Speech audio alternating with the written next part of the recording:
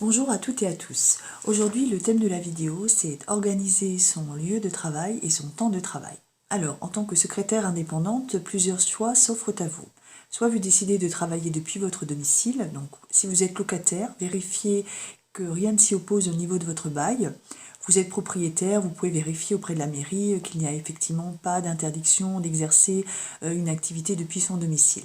Une fois que vous avez déterminé, que vous avez vérifié tout ça, vous allez pouvoir dédier, si vous avez la place, une partie de votre logement ou de votre maison à votre activité, donc votre bureau. Étant donné que vous dédiez une partie de votre maison ou de votre logement à cette activité, vous pouvez également vous verser un loyer. C'est-à-dire que l'entreprise verse un loyer, vous verse un loyer. Donc pensez à rédiger le bail dans ce sens et également à déclarer les revenus perçus donc, de ce loyer sur votre déclaration d'impôt. Donc l'entreprise que vous avez créée peut également vous reverser un montant proportionnel au niveau des charges, donc l'électricité, l'eau, le chauffage, l'assurance, la taxe d'habitation. Donc ça, c'est à déterminer avec votre expert comptable ou à faire quelques recherches sur Internet. Une autre possibilité, c'est trouver un endroit de coworking. Donc ce sont des bureaux qu'on peut louer à l'heure, à la demi-journée, à la journée, à la semaine, au mois, en fonction de vos besoins. Ça permet également, si on n'a pas envie que les clients défilent dans notre appartement ou dans notre maison, de recevoir ces personnes-là dans un endroit dédié, donc dans un endroit de coworking parfaitement adapté à ce type de rencontre. L'endroit de coworking va également vous permettre de faire connaissance avec d'autres entrepreneurs, d'autres entreprises et peut-être trouver de futurs clients.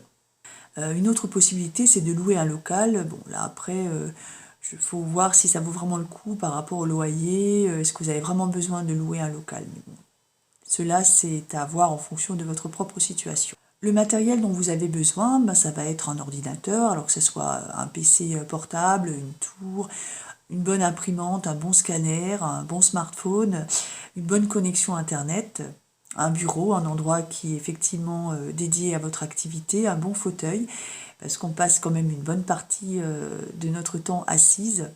Donc c'est important d'avoir une bonne posture aussi pour ne pas avoir de problématiques de dos, de nuque, voilà. Il vous faudra également un peu de fourniture de bureau, donc du papier, des enveloppes, des classeurs, des intercalaires, enfin voilà, tout ce qu'il faut pour pouvoir bien classer et ranger vos documents et ceux de vos clients. Au niveau de la gestion de votre temps, de votre activité, moi je vous invite fortement à planifier votre journée, votre semaine et éventuellement les mois à venir pour pouvoir déjà voir quels sont les moments où vous êtes occupé par votre activité et quels sont les moments qui sont encore disponibles pour d'autres clients. Il est également important de bien faire comprendre aux gens qu'on côtoie que lorsqu'on est au bureau, il ne faut pas être dérangé, on doit se consacrer entièrement à son activité. Donc c'est pas toujours évident pour les personnes qui ont des enfants en bas âge, mais voilà, je pense que ça doit être gérable. Et expliquer aussi peut-être à votre conjoint ou conjointe ou à vos amis, effectivement vous êtes à la maison, mais vous êtes aussi là pour travailler.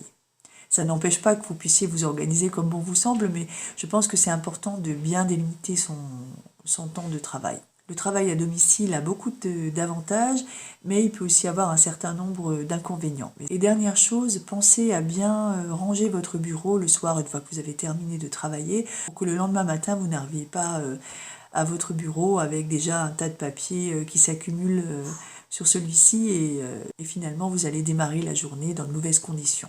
Ah, si je pensais à autre chose, dernier conseil, si vous aimez lire, il y a un livre qui est très intéressant qui s'appelle The Miracle Morning de Hal Elrod. Donc je vous conseille de le lire, ça va vous permettre d'aborder votre journée de manière sereine et d'être boosté pour toute la journée et pour pouvoir travailler dans de très bonnes conditions. Voilà, j'espère que cette vidéo pourra vous aider. Comme je le dis à chaque fois, n'hésitez pas à me laisser vos commentaires et à me proposer éventuellement des sujets que vous souhaiteriez que j'aborde. Je vous souhaite une excellente semaine. À la semaine prochaine. Au revoir.